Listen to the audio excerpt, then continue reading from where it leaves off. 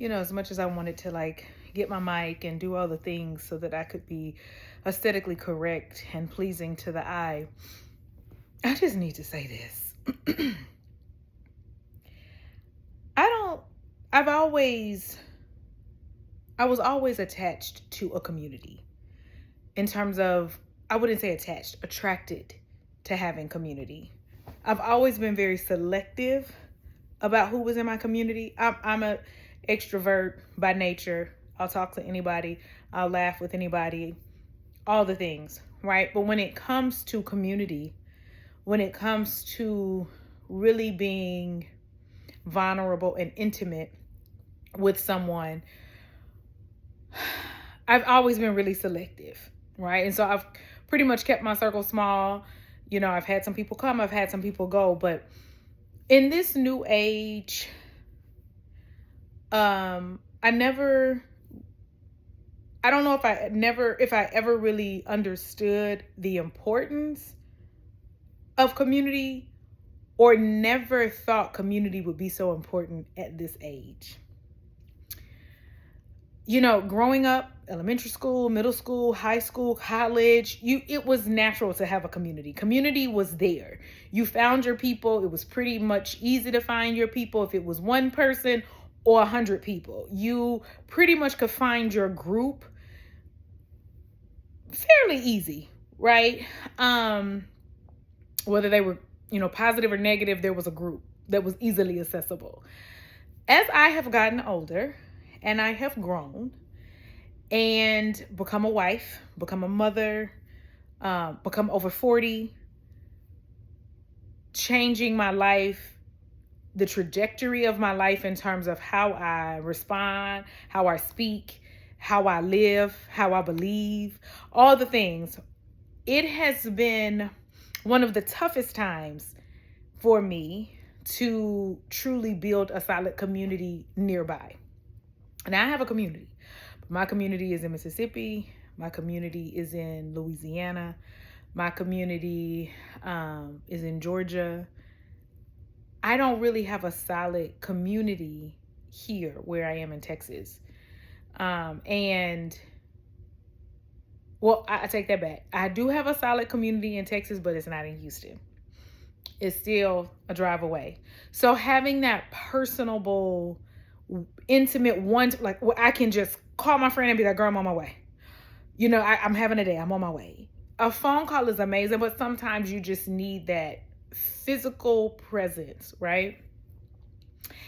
And I didn't really, I'm starting to realize, and I feel like it needs to be studied, right? That once we get a certain age, you remember the song No New Friends? It is almost like no new friends. And not necessarily because we don't want new friends, but because it's so much work, but also it's so hard to really find a community that's solid right off bat. Because I'm at an age where I can't date you. I can't date you to be my friend. I need to like come in already vetted. I need you to come in already vetted, like all the things, because I need somebody to support me, and I'm ready to support somebody else in that space. But as a mother, let me go back. As a woman who got married young, I got married at 23, who attempted to build a career, and husband got a job that sent him away, and I followed him. We had our daughters. I have a bonus daughter who, was always with us when it was time for us to have her. And then we had a daughter together. I have been off and on career-wise, right? Off and on. So I've like started my career, stopped my career, pushed my husband so that he could get where he needed to be. Then we had a child. So then I nurtured that child. And not saying that I didn't have jobs. That's not what I'm saying. But I didn't have anything that identified that was personal to my identity, right? So, I'm going to give you an example. You know how like you meet people and you're like, oh, what do you do? Oh, I'm an engineer. I'm HR. I am an educator. but I'm not tenured. I am not a lecturer. I've never have been. I have been an adjunct professor my entire educational career. And everything around that has been some shape or form of education, whether it's curricular building or whatever, or what have you.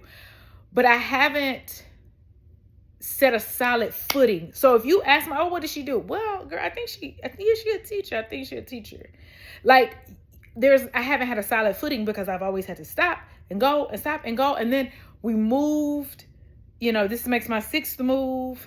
And so you can see how community is so necessary, because as mothers and as wives, I used to hear a lot of times people would say, oh, don't lose yourself. Like, don't lose yourself in being a wife. Don't lose yourself in being a mother. And I was like, oh, I'll never lose myself.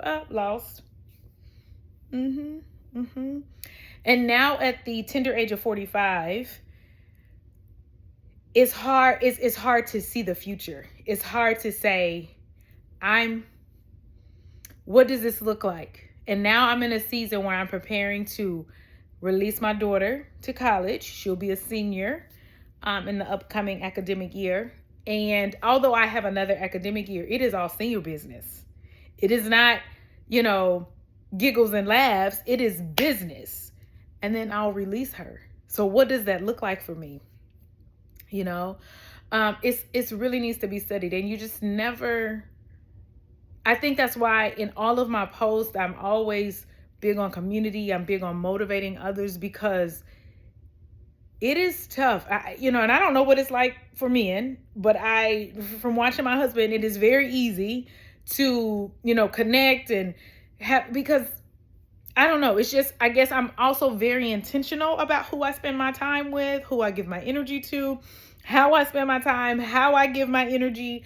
But I refuse to be non-selective or unintentional about the people that I spend time with and what I do with my time, because that's the only thing I can't get back. But it's definitely a study. And so that's my platform. I think I just answered my question. It is building a community to say, so check it out. This is what I dealt with this week. This is what I dealt with this week. On top of how I study spiritually and how I allow the Bible to guide me and to give me a peace that only it can give, but also letting it guide us as women, as mothers, as wives, as who are really just trying to figure it out after they've given their all. So let's walk the walk, y'all. Join the community.